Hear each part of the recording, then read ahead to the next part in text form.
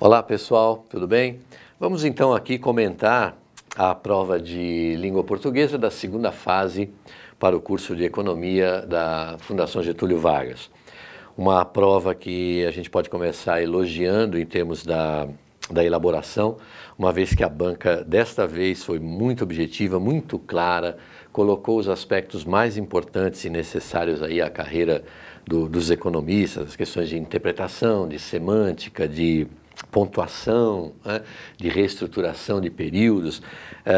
Uma prova muito bem elaborada, não deve ter apresentado nenhum problema de ambiguidade, de que o aluno ficasse na dúvida e tal, realmente.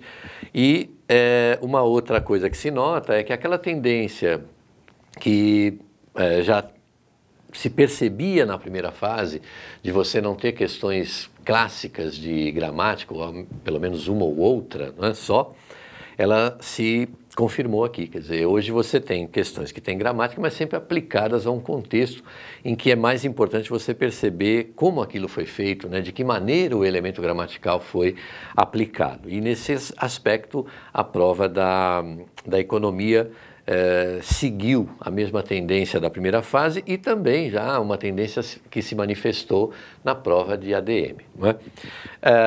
Eu vou então comentar aqui algumas das questões, evidentemente, só para a gente ver como é que as coisas andaram. Na primeira questão, você tinha uma tirinha lá do Geraldão, né, do Glauco, e um texto do Humberto Werneck, e se pedia para fazer uma comparação aí em relação a valores afetivos, né? E apareciam aqui duas expressões, morandinho e empadinha, né? Como dizia lá, mãe, o que a senhora prefere, né? Eu, casadão, ou morandinho com a senhora aqui para o resto da vida e tal. Ora, você percebe claramente aí a questão afetiva no sentido de que quando o Geraldo coloca para a mãe dele essa possibilidade de escolha, ele diz, eu casadão. Esse casadão já implica alguma coisa mais complicada, mais séria e tal. Já morandinho, né, pela relação de estar morando com a mãe, essa proximidade e tal, ela tem realmente um valor afetivo. E a empadinha está no mesmo contexto, no texto do Werneck, no sentido de que você tem um monte de coisas importantes e grandes em Belo Horizonte, né? A Pampulha, a Serra do Curral, a Praça da Liberdade e tal, mas a lembrança que o indivíduo tinha é uma lembrança afetiva de uma empada, de um salgado, uma empadinha. Né? E na letra B eles pediam para você analisar a formação da palavra, né, com o sufixo, o que acontecia, porque esse inho, né, que é diminutivo, e que pode, por exemplo, significar muitas coisas. O inho, em geral, ele é realmente a diminuição da proporção. Então você tem mesa, mesinha, você tem cadeira, cadeirinha, menino, menininho, realmente diminui a proporção. Né? Mas essa proporção ela pode ser também irônica, ela pode ser alguma coisa feita para depreciar, não é? Você pega aí um jogo de futebol, o indivíduo pergunta, bom, e aí, como é que foi? Joguinho, não é? Então esse diminutivo, na verdade, é uma diminuição de proporção com uma relação afetiva diferente e tal. Aqui no caso, o morandinho, morar é um verbo, então morandinho vai assumir aqui, por ser um gerúndio, né, que é morando, uma função nominal aqui, vai ter valor de adjetivo, e em comparação ao casadão que estava lá. Na verdade, essa regra da diminuição de proporções, ela não é aplicada diretamente aqui, mas apenas indiretamente, no sentido de que morar é verbo. Já empadinha é aplicação normal, né, embora tenha lá o seu valor afetivo também, mas empadinha é uma diminuição comum, uma diminuição de proporções. Né? Passando aqui para a questão de número 3, né, você tem um texto aqui que deu origem a essa questão, que é um texto do Adonias Filho, Os Servos da Morte, e aqui há uma questão sobre verbos, uma questão direta sobre verbos, mas veja, não da forma em si só, o que é a forma verbal, mas o que ela representa, o que ela passa quando você a utiliza. Então, por exemplo, perguntara e recebera, e você tem procurou e pensou, eles querem que você dê o nome dos tempos, aí uma questão de decoreba, né? E que você comente a diferença da função dos tempos. Então aí já entra para uma outra área semântica e tal. Então perguntara e recebera são a mesma coisa que tinha perguntado ou havia perguntado e tinha recebido ou havia recebido. Então isso aí é o famoso mais que perfeito do modo indicativo. Procurou e pensou corresponde ao passado, né, e corresponde ao pretérito chamado de pretérito perfeito. Ora, os nomes são, então, mais que perfeito e pretérito perfeito no indicativo. Aí, em termos da função, o que isso significa é que, por exemplo, perguntar e receber tem uma função de anterioridade. Essas coisas aconteceram antes dele ter pensado ou de ter procurado. Então, a relação entre essas quatro formas é de anterioridade, né, e o pretérito perfeito como posterioridade, uma coisa que aconteceu depois. Então, mais que perfeito acontece antes, na linha de sequência de tempo, e o pretérito perfeito acontece depois. Sentia e sentiu, você tem aí um pretérito imperfeito, sentia, eu sentia, tu sentias, tal, e o sentiu, que é pretérito perfeito. Quanto à duração do processo, né, você tem aí uma questão de aspecto verbal, né, você tem o pretérito imperfeito, que denota uma continuidade, o imperfeito, e o pretérito perfeito, que é a coisa final. Em termos de duração, você vai ter aí um durativo e um terminativo, coisas de aspecto verbal que normalmente não são perguntadas. Tá?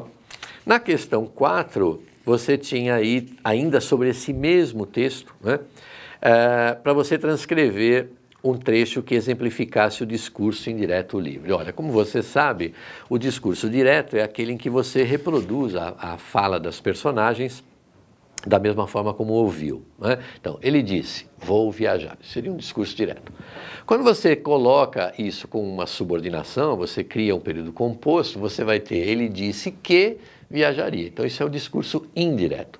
Já o discurso indireto livre ou semi-indireto é aquele em que você detecta junto ao elemento narrado, né, com a voz do narrador, um pensamento ou uma ideia ou um sonho ou qualquer coisa da personagem que está em questão. Então, no caso aqui, você tem duas passagens, né? A primeira é sim, do mesmo modo que certos prisioneiros acabam amando os ferros da prisão, ele também, forçado pelo tempo, acabaria por amá-la. Amá-la, aí entra a voz do narrador. E todo ele tremeu, agitado. E aí outra vez você tem mais um pensamento da personagem, quando diz, como amá-la, se ela o enfraquecia, transformava em presa dos mortos, etc. Então você tem essas duas passagens que você poderia colocar como exemplo de discurso indireto livre. Já para reestruturar isso, e isso é um detalhe interessante, né? Porque além da área gramatical, de você conhecer a reestruturação do período, você tem que saber o que foi dito e qual é a ordem em que isso foi dito. É uma questão muito bem feita. E aí você podia fazer de duas formas, né? Reestruture o trecho depois que perguntara a Rodrigo pelo estado. Você podia fazer duas coisas. Você poderia passar direto do texto, né? E dizer, depois, agora, isso no último parágrafo.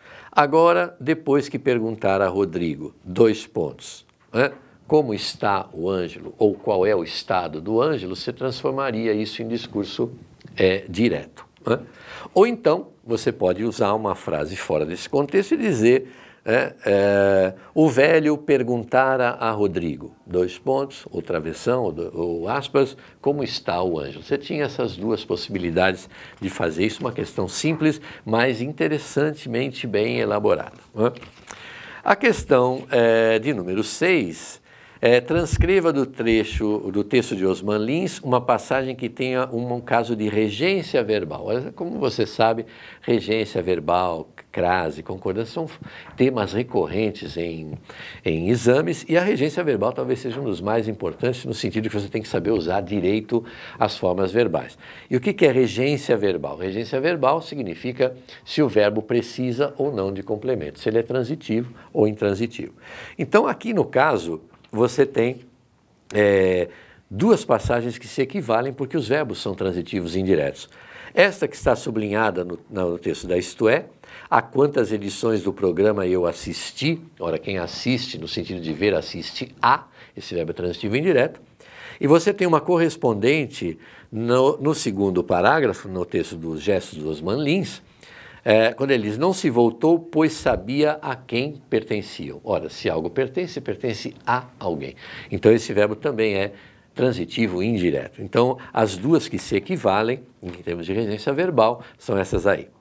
Ele pede também que você explique as situações identificando o conectivo. Ora, no primeiro você tem o quantas, que é o conectivo, porque veja, eu assisti a alguma coisa e essa alguma coisa implica aí um quantitativo, porque ele fala em edições, que é um feminino plural tal. Então, quantas edições, esse quantas é identificado aí por essa característica quantitativa.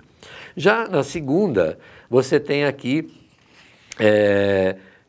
sabia a quem pertenciam. Ora, se pertence a alguém é pessoa, então você tem um quem aí que identifica um possuidor, né? E daí esse segundo conectivo. Uma questão simples, né? Mas que implicaria você conhecer alguma coisa relativamente aos conectivos e ao deslocamento de conectivos em relação às preposições que seguem os verbos. Ora, uma questão ainda interessante é a questão 8, que fala de metáfora, né? Metáfora é um tema sempre muito explorado nas aulas e ela consiste em você realmente fazer uma substituição do significado de uma expressão por outra, mas não apenas por uma relação de uma única coisa que é semelhante, e sim um grupo de elementos, né, ou de dados que são a mesma coisa. E normalmente você reconhece a metáfora porque ela vem com o verbo ser, né? Então isto é aquilo, isso significa aquilo, ou isto é igual a isso e tal. Se você usar o igual, o como, então você tem a comparação. Se você não usar esses elementos, você tem a metáfora. No caso do Rubem Alves, você tem duas muito claras lá em cima, né? Os jovens são aves que voam pela manhã, os seus voos são flechas em todas as direções. Esses são dois exemplos de metáfora muito clássicos aqui, com o verbo ser tranquilo. Já no texto da isto é, você tem uma metáfora que é um pouco mais escondida, vamos dizer assim, porque o verbo não é o verbo ser, mas você tem aí, por exemplo, abrir as torneiras para irrigar as urnas com votos. Ora, abrir as torneiras, isso aqui é uma metáfora para dar dinheiro, né? Dar verba. Irrigar as urnas quer dizer você obter maior apoio, você manipular a população que vota e tal. Então aqui, na verdade, abrir as torneiras para irrigar as urnas, na verdade abrir as torneiras é irrigar urnas. Então você tem aqui essa correspondente, né, da metáfora. Por último, vou falar aqui da questão número 10, não é? Que era uma questão de semântica, né? A questão do que significava um termo em relação a outro e tal. E você elaborar uma frase, quer dizer, você criar uma frase utilizando uma das expressões que apareciam aqui. Essa tem uma amplitude maior de respostas, porque no momento em que eu peço para você elaborar uma frase, isso vai muito da tua criatividade, quer dizer, não tem uma resposta pronta, a não ser que por trás dessa frase que você tenha criado, né, exista a função que foi solicitada do termo que foi escolhido aqui. Então, aqui no caso, eles pedem para você explicar analistas de inteligência em face de pessoas de inteligência. Ora, se você assiste a filmes por aí, um CSI ou qualquer coisa dessa aí, ou então filmes americanos em que se precisam de informações e tal, que se precisa de informações, você tem, por exemplo, a palavra intelligence na CIA, por exemplo, né? Na CIA, chamada Central de Inteligência. Na verdade, essa inteligência é mal traduzida em português, porque intelligence, além de inteligência em inglês, também quer dizer informação. Então, quando você diz que a central é uma agência central de inteligência, na verdade é uma agência central de informações, né? E você vai encontrar hoje muito na gíria aí dos filmes, eles não falam mais nem intelligence, eles falam intel. I need some intel, ou não sei o quê, eu preciso de algumas informações. Então, quando você fala em analistas de inteligência, o que você está falando é em pessoas que coletam, classificam, organizam e interpretam dados ou informações. Isso são pessoas, analistas de inteligência, que é muito diferente de pessoa de inteligência, que é gente que tem a inteligência, tem características de seres inteligentes, não é? Bom, gente, espero que você tenha ido muito bem. Não deve ter havido grandes problemas. Uma ou outra questão aqui talvez oferecesse um pouquinho mais de desafios em termos de raciocínio, mas eu acho que, de uma forma geral, você foi muito bem. Vamos aguardar os resultados e eu estou aqui na torcida por vocês. Até a próxima.